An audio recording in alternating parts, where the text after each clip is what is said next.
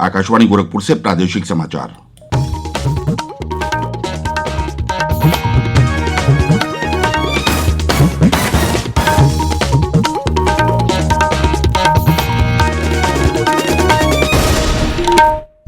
नमस्कार, समाचार बुलेटिन के साथ मैं प्रमोद कुमार सिंह। पहले मुख्य समाचार। प्रधानमंत्री नरेंद्र मोदी ने देशवासियों से की स्थानीय वस्तुओं के साथ दीपावली मनाने की अपील। कहा, लोकल के लिए वोकल का खूब करें प्रचार। प्रधानमंत्री ने कल वाराणसी में 614 करोड़ रुपए की लागत वाली विभिन्न विकास परियोजनाओं का किया उद्घाटन और रखी आधारशिला। मुख्यमंत्री योगी आदित्यनाथ ने कोविड-19 के मद्देनजर आगामी त्योहारों पर पूरी सतर्कता बरतने के दिए निर्देश।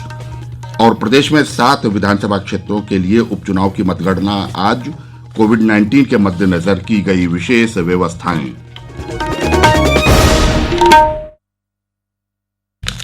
अब समाचार विस्तार से। प्रधानमंत्री नरेंद्र मोदी ने देशवासियों का आह्वान किया है कि वे इस बार की दीपावली स्थानीय वस्तुओं से ही मनाएं। उन्होंने कहा कि इस बार की दीपावली को पूरी तरह स्थानीय उत्पादों का उपयोग करके मनाना हमारा संकल्प और दायित्व है। आजकल आप देख रहे हैं लोकल के लिए वोकल, वोकल फॉर लोकल। इसके साथ ही लोकल फॉर दिवाली, इसके मंत्र को, इसकी गूंज चारों तरफ अब सुनाई देने लगी है। मेरा बनारस के लोगों से भी और देशवासियों से भी मेरा कहना है, लोकल फॉर दिवाली को खूब प्रमोट करें, खूब प्रचार करें। हर एक व्यक्ति जब गर्व के साथ लोकल सामान खरीदेगा, लोकल की चर्चा करेगा, लोकल प्रोडक्ट का गौरव करेगा, नए नए लोगों तक ये बात पहुंचाएगा कि हमारे लोकल प्रोडक्ट कितने अच्छे हैं, कितने शानदार है, किस तरह हमारी पहचान है, तो ये बातें दूर दूर तक जाएगी। प्रधानमंत्री ने अपने निर्वाचन क्षेत्र वाराणसी में कल वीडियो कॉन्फ्रेंसिंग के जरिए कुल 614 करोड़ रुपए लागत की कई विकास परियोजनाओं की आधारशिला रखी और अनेक परियोजनाओं का उद्घाटन किया। इस अवसर पर प्रधानमंत्री ने दीपावली पर स्थानीय उत्पादों की खरीद और उन्हें बढ़ावा देने का आह्वान किया। उन्होंने कहा कि जब सभी लोग स्थानीय उत्पादों और उनकी गुणवत्ता की तारीफ करने लगेंगे तो इसका असर औरों पर भी पड़ेगा तथा इन वस्तुओं को बनाने वाले भी इससे लाभान्वित होंगे। प्रधानमंत्री ने कहा कि इससे समूची स्थानीय अर्थव्यवस्था में नई चेतना का संचार होगा। प्रधानमंत्री ने वाराणसी में 30 विकास परियोजनाओं में से अनेक का उद्घाटन किया और कई परियोजनाओं की आधारशिला रखी। स्थानीय लोगों को उन्हीं की भाषा में संबोधित करने की अपनी अनोखी शैली के अनुसार बनारसी अंदाज में पूर्वांचल के किसानों को धन्यवाद देते हुए प्रधानमंत्री ने कहा कि कोविड महामारी के प्रकोप के बावजूद किसानों ने अपने खेतों में भरपूर फसल पैदा की है। श्री मोदी ने कहा कि वाराणसी में जो विकास परियोजनाएं चल रही हैं, उनके अंतर्गत शहर और लोगों के जीवन के हर पहलू का ध्यान रखा जा रहा है। मां गंगा की स्वच्छता से लेकर स्वास्थ्य सेवाओं तक, रोड और इंफ्रास्ट्रक्चर से लेकर पर्यटन तक, बिजली से लेकर युवाओं के लिए खेलकूद तक और किसान से लेकर गांव गरीब तक, हर क्षेत्र में बनारस विकास की नई गति प्राप्त किए हुए है। प्रधानमंत्री ने कहा कि वाराणसी में स्वास्थ्य के क्षेत्र में शानदार कार्य हुआ है। उन्होंने कहा कि वाराणसी न केवल उत्तर प्रदेश के पूर्वांचल का बल्कि देश में चिकित्सा सुविधाओं का केंद्र बन गया है।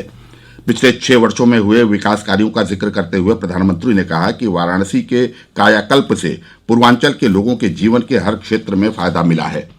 अब उन्हें छोटे मोटे कार्यों के लिए दिल्ली और मुंबई नहीं जाना पड़ता। हाल में बनाए गए कृषि से संबंधित कानूनों का जिक्र करते हुए श्री मोदी ने कहा कि इससे किसानों को बिचौलियों से बचाने में मदद मिलेगी। उन्होंने कहा कि प्रधानमंत्री स्वनिधि योजना से रेहड़ी पटरी और फेरी वालों को कोरोना महामारी की मुसीबतों से छुटकारा दिलाने में मदद मिली है। प्रधानमंत्री ने कहा कि संपत्ति कार्ड योजना से गांव में जमीन जायदाद संबंधी कई विवादों का समाधान करने में मदद मिलेगी। कार्यक्रम के दौरान श्री मोदी ने इन परियोजनाओं के लाभार्थियों के साथ बातचीत भी की। प्रधानमंत्री ने जानी मानी बास्केटबॉल खिलाड़ी प्रशांति सिंह से बातचीत करते हुए कहा कि काशी के लोगों को चुनौतियों को अवसरों में बदलना आता है। उन्होंने कहा कि संपूर्णानंद स्टेडियम में खिलाड़ियों के लिए आवास सुविधाओं के विकास से काशी के लोगों और खिलाड़ियों को खेल सुविधाएं आसानी से उपलब्ध होंगी। जब स्पोर्ट्स से जुड़े हुए खिलाड़ी, कोचेज ये जो सुझाव देते हैं, उससे जो चीजें बनती हैं वो सच्चे अर्थ में काम आती है। और आपने देखा होगा कि मैं लगातार खेल जगत से जुड़े लोगों से उनके अनुभव सुनता रहता हूं, उनकी जानकारियां लेता रहता हूं और फिर उनको कहीं कहीं ढालने की कोशिश भी करता हूं। लेकिन आपने जो सुझाव दिया है उस पर जरूर शासन भी विचार करेगा और खेल जगत में बनारस हर प्रकार से प्रगति करे। बनारस की युवा पीढ़ी के जहन के अंदर खेल, और जब खेल होता है, स्पोर्ट्स होता है, तो स्पोर्ट्समैन स्पिरिट भी होता है और वो स्पिरिट जो है वो बहुत बड़ी ताकत होता है। मुख्यमंत्री योगी आदित्यनाथ ने इन परियोजनाओं को काशी के लोगों को प्रधानमंत्री की ओर से दीपावली से पहले का उपहार बताया। उन्होंने बताया कि प्रधानमंत्री ने अब तक वाराणसी के अपने निर्वाचन क्षेत्र के लिए 18,000 करोड़ रुपए की परियोजनाएं दी हैं।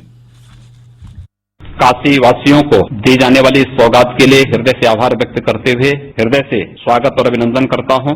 काशी की पुरातन काया को एक नए कलेवर के साथ वैश्विक मंच पर स्थापित करने के लिए पिछले 6 वर्षों से आदरणीय प्रधानमंत्री जी के मार्गदर्शन में जो भी विकास की योजनाएं अलग अलग क्षेत्रों में वहां पर प्रारंभ हुई, उसने काशी को वैश्विक मंच पर एक नई पहचान दिलाई है। श्री योगी ने कहा कि इस समय काशी में 8,900 करोड़ रुपए लागत की विभिन्न परियोजनाओं का कार्य चल रहा है। प्रधानमंत्री ने जिन परियोजनाओं का उद्घाटन किया उनमें Sarnath light and sound show, Lal Bahadur Shastri अस्पताल रामनगर का उच्चीकरण, सीवरेज लाइनों से संबंधित कार्य, गायों के संरक्षण और संवर्धन के लिए बुनियादी ढांचा सुविधाओं का निर्माण, बहुउद्देशीय बीज गोदाम, 100 मीट्रिक टन क्षमता वाला कृषि उत्पाद भंडार, समन्वित विद्युत विकास योजना का द्वितीय चरण, संपूर्णानंद स्टेडियम में खिलाड़ियों के लिए आवासीय परिसर, वाराणसी शहर में स्मार्ट लाइटों से संबंधित कार्य, 105 आंगनबाड़ी केंद्रों की स्थापना और 102 गौ आश्रय केंद्रों का निर्माण शामिल है। कल जिन परियोजनाओं की आधारशिला रखी गई उनमें दशाश्वमेध घाट और खिड़किया घाट परियोजना, गिरिजा देवी संस्कृत संकुल में बहुउद्देशीय हाल के उच्चीकरण की परियोजना, बेनीबाग पार्क में पार्किंग सुविधा का विकास, प्रादेशिक सशस्त्र बल पीएसी की बैरकों का निर्माण और सड़कों तथा पर्यटन स्थलों के विकास के कार्य की शुरुआत शामिल है। प्रादेशिक समाचार आप आकाशवाणी गोरखपुर से सुन रहे हैं। मुख्यमंत्री योगी आदित्यनाथ ने कहा है कि कोविड-19 के दृष्टिगत आगामी त्योहारों को देखते हुए पूरी सावधानी बरती जाए। उन्होंने कहा कि कोविड संक्रमण की दर में कमी आ रही है, लेकिन इसके बावजूद किसी भी स्तर पर लापरवाही और असावधानी जोखिमपूर्ण हो सकती है, इसलिए संक्रमण की रोकथाम और उपचार की व्यवस्था चुस्त दुरुस्त रखी जाए। मुख्यमंत्री कल लखनऊ में कोविड-19 पर एक उच्च स्तरीय बैठक में बोल रहे थे। उन्होंने कहा कि हर जनपद में जिलाधिकारी और मुख्य चिकित्साधिकारी सुबह कोविड अस्पतालों में और शाम को integrated command and control centre में नियमित रूप से बैठक आयोजित करें। उन्होंने कहा कि यह सुनिश्चित किया जाए कि कोरोना संक्रमित मरीजों को उपचार हेतु कोविड अस्पतालों में भेजने में कतई विलंब न किया जाए। मुख्यमंत्री ने कोरोना संक्रमण के बारे में लोगों को लगातार जागरूक करने की आवश्यकता बताई। राज्य में 7 विधानसभा क्षेत्रों के उपचुनाव की मतगणना आज सुबह 8 बजे से शुरू होगी। कोविड-19 के मद्देनजर मतगणना की सभी तैयारियां पूरी कर ली गई हैं और सुरक्षा के कड़े बंदोबस्त किए गए हैं। कोविड-19 के दृष्टिगत एक मतगणना हॉल में 7 टेबल लगाने की अनुमति दी गई है। बुलंदशहर और मल्हनी विधानसभा क्षेत्रों में मतगणना 3-3 हालों में और शेष 5 विधानसभा क्षेत्रों में मतगणना 2-2 हालों में की जाएगी। इस उपचुनाव में 3 नवंबर को वोट डाले गए थे। कुल 88 प्रत्याशी मैदान में हैं, जिनमें से 9 महिलाएं हैं। मुख्यमंत्री योगी आदित्यनाथ ने कहा है कि धान क्रय के लिए स्थापित केंद्रों पर किसानों को कोई असुविधा नहीं होनी चाहिए और न्यूनतम समर्थन मूल्य योजना का पूरा लाभ उन्हें मिलना चाहिए। मुख्यमंत्री ने उच्च अधिकारियों के साथ बैठक में कहा कि किसानों को पराली जलाने से होने वाले पर्यावरण प्रदूषण के संबंध में जागरूक करते हुए उन्हें इसे न जलाने के लिए कहा जाए।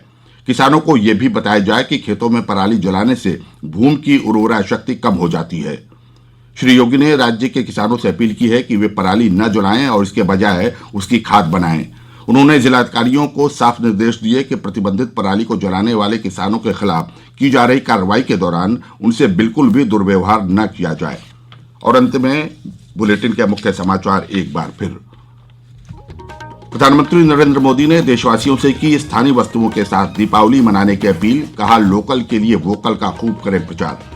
प्रधानमंत्री ने कल वाराणसी में 614 करोड़ रुपए की लागत वाली विभिन्न विकास परियोजनाओं का किया उद्घाटन और रखी आधारशिला।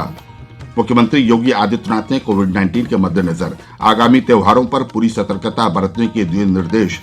और प्रदेश में 7 विधानसभा क्षेत्रों के लिए उपचुनाव की मतगणना आज। कोविड-19 के मद्देनजर की गई विशेष व्यवस्थाएं। इसके साथ ही ये समाचार बुलेटिन समाप्त हुआ। नमस्कार।